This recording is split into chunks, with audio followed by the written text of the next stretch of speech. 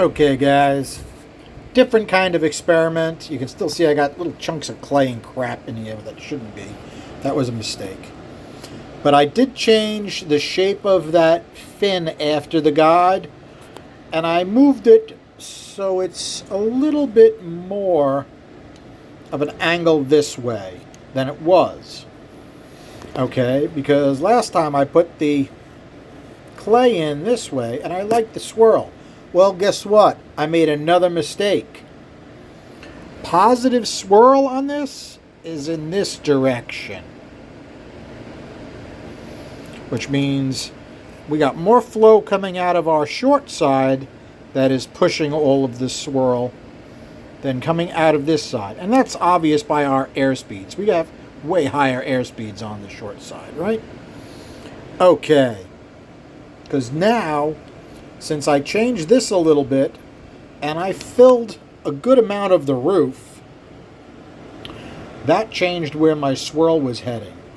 Now, after we start breaking away from the short side, we get swirl in this direction.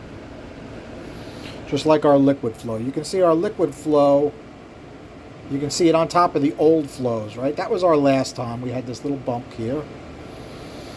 Now, we've moved much further over. It's not quite as wide as with the filled bowl, but I bet you like the flows better. Okay?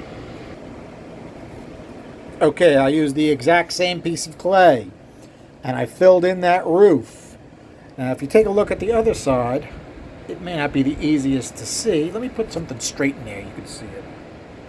All right, trying to hold that with my belly. That's at least 1/4 of an inch curve. Okay, the whole port is really curved. I should probably draw that out for you guys. But in this exercise, I gave it a good fill. Remember, it's the same size ball, so I know somebody's calculated up how many cc's that is, but it's a decent amount. And if we look down its throat, not bad. Not bad for what it is. Now, I did have to pay attention to how much room I had between the short side and the roof. So that floor isn't exactly flat. Because if you notice, our short side is curved. I mean, on an angle. Lots of short sides are on an angle. Well, tried to keep a similar area over the short side on the center of the cylinder and the cylinder wall. Okay, a little bit different view. You can see my fingerprints. I did try to smooth it out best I could. Now you have to remember, I also put lumps and bumps and dents in it, taking air speeds before I shot the Dykem down its throat. Okay?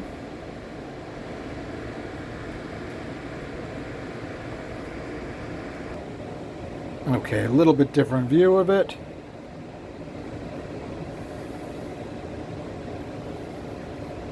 I kind of like it.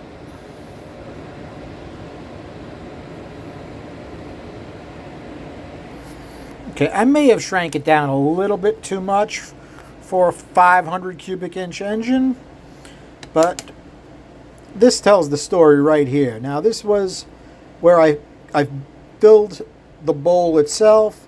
This, I filled the roof. So I took the same clay out of this and put it here. Take a look whether it liked it or not. All positives except one equal. I'll take it as a win. Take a look at how much difference we have up here. 33 CFM. Remember, he's going to run this up to a 750 lift. So these air speeds, which we can compare to here, this is 0.75, this is 0.6. So this is our pinch, this is our roof, this is our short side. Trying to save paper, Paper is expensive, and so is ink. And Wi-Fi doesn't want to print me anything out, so. I'm going to take the flows as a big win. Matter of fact, we're going to compare them to second cut without any filler and see how we did. Now the swirl, because I didn't realize, because of the curve of the port, that swirl's actually going in the right direction. All the rest of these are going in the wrong direction, meaning the short side radius is working really well. But it also makes sense why the swirl is as low as it is, right?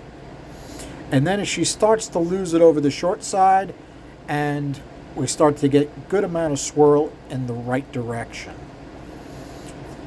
Interesting development. Okay? Now let's compare our push rod pinch. Now the way I did the push rod pinch, it did shrink a tiny bit.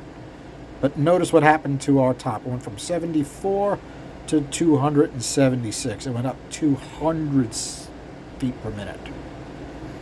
Went up in the middle, went up on the floor. The whole push rod pinch is working a little bit better now. Okay, as far as our roof, we took a step back on our roof because I put that area back. But it's still way better than our cut before we put the clay in. That was a painfully low, 75, 78 on the roof. Okay, so this is better. Is it perfect in every way like Whiffy? No, but it's getting there. And take a look at our short side. Our short side worked out pretty nice actually.